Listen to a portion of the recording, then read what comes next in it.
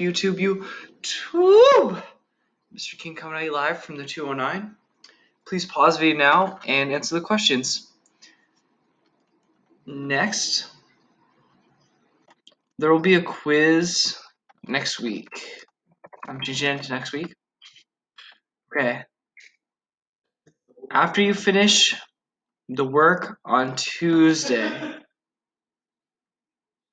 So this Tuesday, not enough people did it, so I want to give everyone time to finish the work on Tuesday.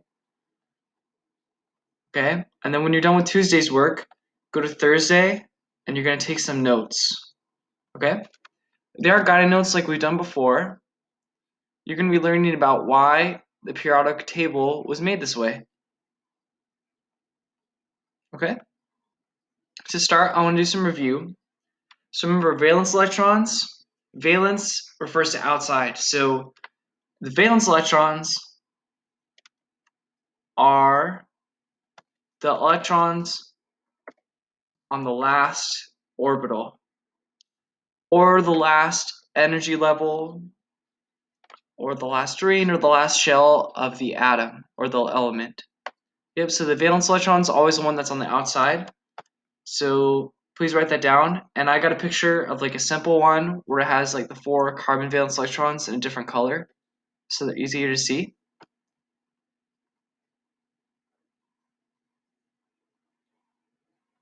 Next. Okay, so one of the reasons why the periodic table was made a certain way is because valence electrons are really important. So elements of the same number of valence electrons will be put in the same column or group. Yep, so they always stack them. So all the elements in this stack have 1 valence electron. All the ones in this stack have 2. This column have 3, then 4, then 8. The ones in the middle here are transition elements, and they're 2 variable, so we skip those. So all the ones with the same number of valence electrons are in a column or group, it's called. And here's an example.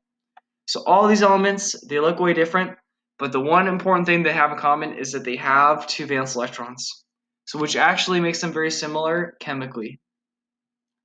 And here's how they'll be arranged on the periodic table.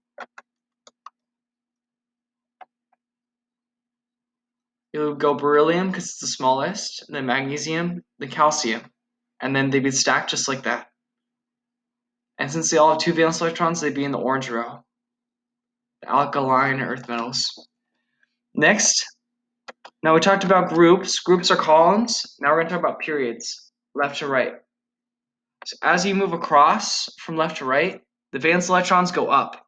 So when you go from left to right, you get more valence electrons. So boron is around here. Boron has 3 valence electrons. Carbon has 4. Nitrogen has 5. So we have the least amount of valence electrons on the left side of the table, and then the most valence electrons on the right side. Okay? Now we're going to talk about size. As you move down the periodic table, so as you go down it, the radius or the size of the element is going to get bigger because they basically have more rings. I'll go back to that graphic earlier. Beryllium's on top because it only has 2 orbitals. Then magnesium has 3, calcium has 4. So usually the smaller elements are on top, and then they get bigger as you go down.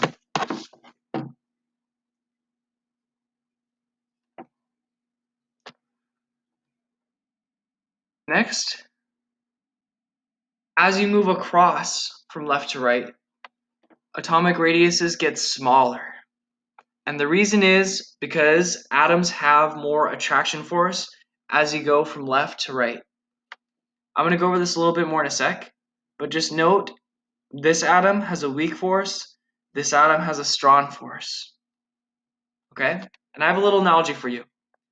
Let's say someone likes you in the class. Where are they going to sit? If they like you, where are they going to sit? Hopefully you said very close to you, because that's true. If there's a strong attraction, just like Falcon the Winter Soldier, they'll be very close. So that's a sign of a strong attraction. they're very close. A weak attraction is the opposite. If it's weak, they're very far away from each other. They don't like each other, so that's a weak attraction. You can see they're leaning back, they're trying to stay far away from each other. That's a sign of a weak attraction. And it's the same with elements. So the attraction force is how tightly the protons in the nucleus here want the electrons out here. So if they don't really want them, they'll keep them far away, like lithium here.